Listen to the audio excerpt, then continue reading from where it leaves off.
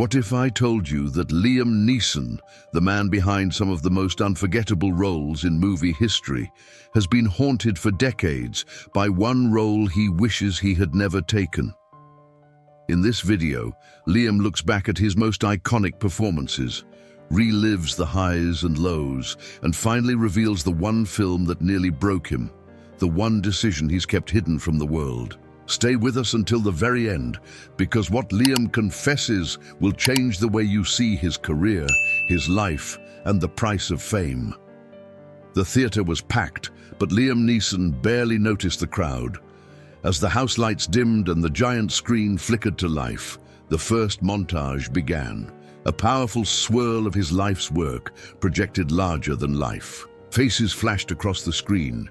The desperate father from Taken, the haunted protector from The Grey, the quiet, determined man from Schindler's List.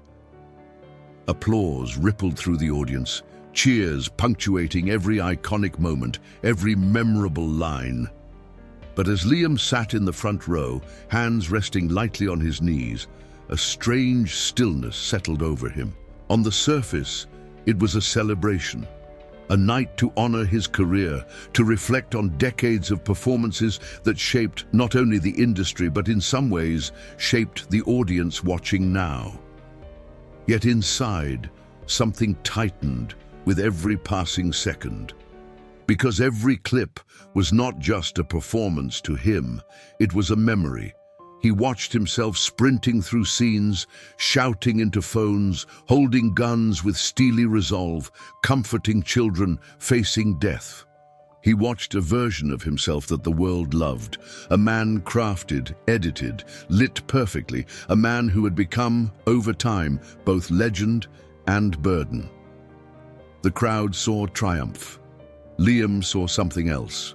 With every image flashing by, his mind pulled back the curtains to moments the public had never seen.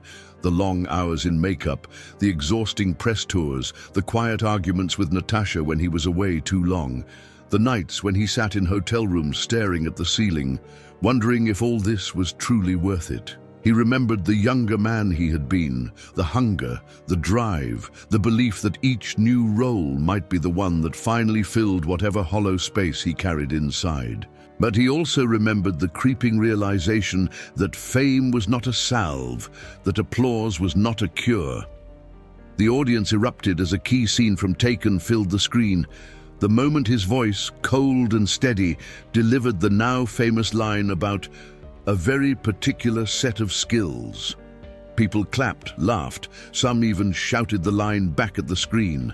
Liam smiled faintly, nodded, accepted their joy. But deep inside, something twisted.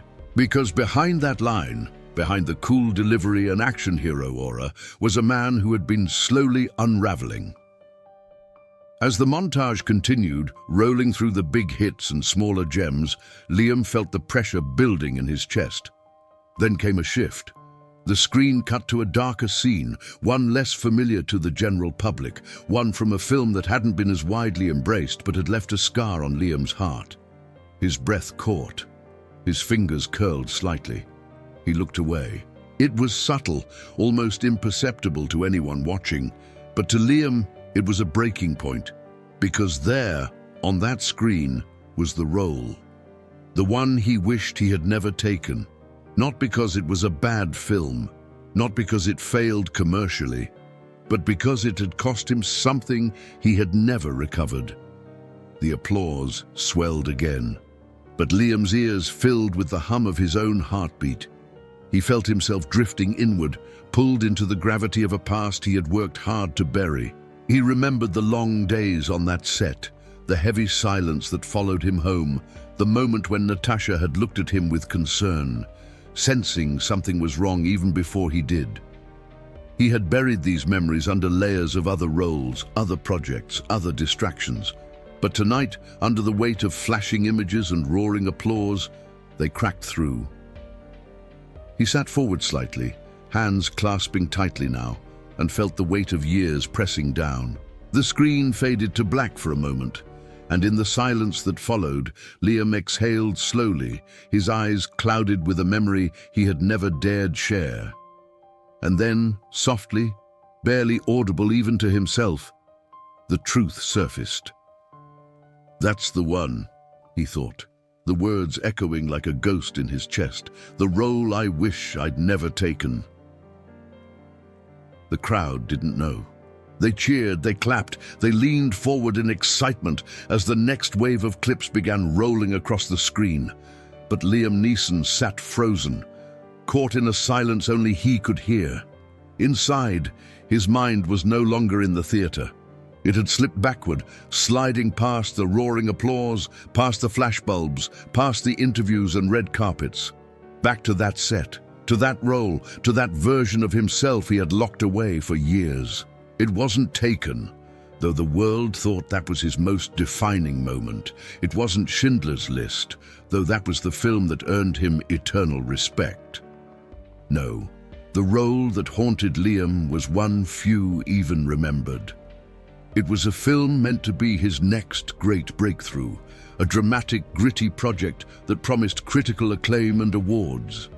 The script was dark, challenging, layered. He'd been drawn to it out of ambition, out of hunger, the same hunger that had driven him his entire life. But as the cameras rolled, something inside him began to fracture.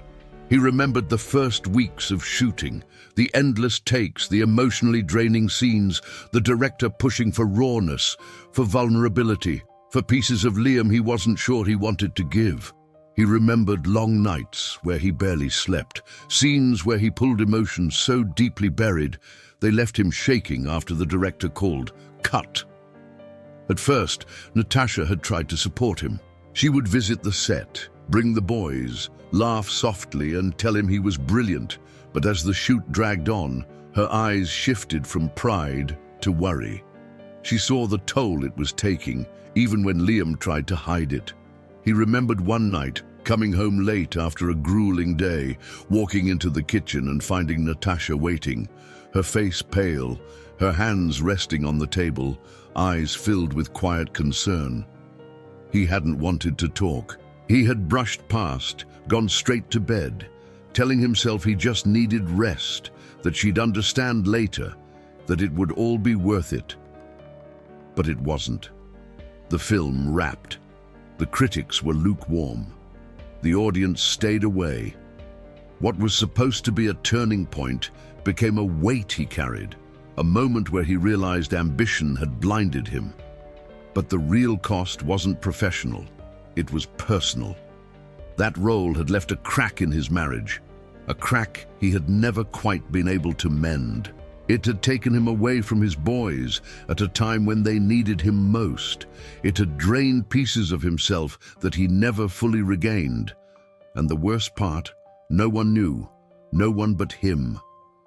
As Liam sat there in the theater, the memories swelled around him like a tide. He felt his chest tighten, his hands clench. He could almost hear Natasha's voice, soft but firm, reminding him to come back to the present, to let go of the past. But there was something he had never told even her. Because during that production, during one particularly brutal night, when the cameras had stopped and the crew had gone home, Liam had reached a breaking point. He had sat alone in his trailer, staring at the script, staring at his reflection in the mirror, and he had made a decision. He was going to walk away from the film, from acting, from all of it. He had even written the letter, a short, direct resignation, folded carefully, tucked into his jacket pocket. He had walked to the director's office, heart pounding, ready to hand it over, but something had stopped him. Maybe fear, maybe pride, maybe the voice inside that whispered, "You can't quit now. You've come too far." Whatever it was, he had turned around, walked back to his trailer, shoved the letter into a drawer and never spoke of it again. Until now. Liam's breath hitched slightly as he sat in the theater, feeling the old weight pressing down on his shoulders. He had carried that letter, that moment, that almost ending for all these years, and for the first time he wondered if maybe, just maybe, it was time to set it free. The theater's lights glowed softly, casting a faint halo over Liam Neeson's face. The montage had ended, the applause had faded, and the audience sat in hushed anticipation, sensing something was about to unfold, something real, something unscripted. Liam leaned forward slightly in his chair, his hands resting on his knees, his eyes lowered for a moment, as if gathering the weight of decades into a single breath. For years, he had told himself the story the world wanted to hear, that every role had a purpose, that every choice had been made for love of the craft, that the triumphs and failures were all part of the journey. But beneath that polished narrative, another truth had waited, a truth he had never shared, not even with Natasha, not even with himself on the hardest days. The truth was that not every choice had been made from love. Some were made from fear. Some were made from pride. Some were made from the desperate need to prove something, to himself, to the world, to the shadows that lingered in the quiet corners of his heart. And the role that haunted him most wasn't the one that brought him fame or praise. It was the one that had nearly taken him away from everything that truly mattered. Liam drew a slow breath, his eyes lifting slightly, his voice calm but edged with a rawness that cut deeper than any line ever spoken on screen. He spoke of the letter, the resignation letter he had written in the dark of that trailer, his heart racing, his hands trembling. He remembered every word, though he had never read it aloud. It was short, plain, honest. It was the voice of a man standing at the edge, unsure if he could keep walking forward. He confessed that in the years since, he had often wondered what would have happened if he had delivered it. Would he have saved himself, saved his marriage, found a different path, one with less applause but more peace? And yet, he never had. The letter stayed folded, tucked away, a silent companion to every award, every premiere, every sleepless night. Until now. Liam reached into his jacket pocket and pulled out a thin, worn envelope. The very same one. The paper was yellowed, the edges softened by time, the words inside as heavy as the day they were written. He looked at the audience, not with the eyes of an actor, not with the polished mask of a public figure, but with the quiet vulnerability of a man ready to set something down. He admitted that he had held on to the letter because it felt like a lifeline, a reminder that he had once been willing to choose himself, even if he hadn't followed through. But now, at 72, standing at the edge of his career, he realized he no longer needed it. He no longer needed the what if. He needed the now. With a small, almost imperceptible smile, Liam unfolded the letter carefully, reading it silently one last time.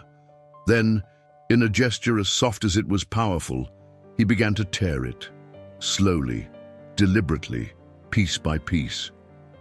The paper fell in gentle fragments to the floor, the sound barely a whisper, the act rippling through the room like a wave. And as the last piece fluttered down, Liam exhaled, a breath that felt like it had been held for decades. He looked up, his eyes shining not with regret, but with something lighter, freer. He spoke softly, his voice steady. "I thought I needed to carry this to remember who I was.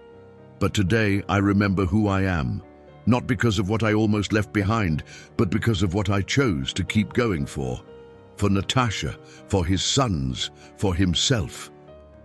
The audience sat motionless, the air thick with emotion, the silence holding a weight more powerful than applause. And then Liam leaned forward just slightly, a spark flickering in his eyes, a quiet, unexpected glimmer of surprise. Because something had happened recently, something he hadn't yet shared. He smiled faintly, that familiar half-lopsided smile the world had come to love, and said, almost in a whisper as if sharing a secret with just one person in the room, "There's one more thing I haven't told you. If this story moved you, don't leave it here. Hit like, subscribe for more powerful, emotional stories like this, and share this video with someone who needs to hear that it's never too late to let go of old burdens. And tell us in the comments, what's one thing you've been carrying that you wish you could finally release? We're reading every story, and you're not alone.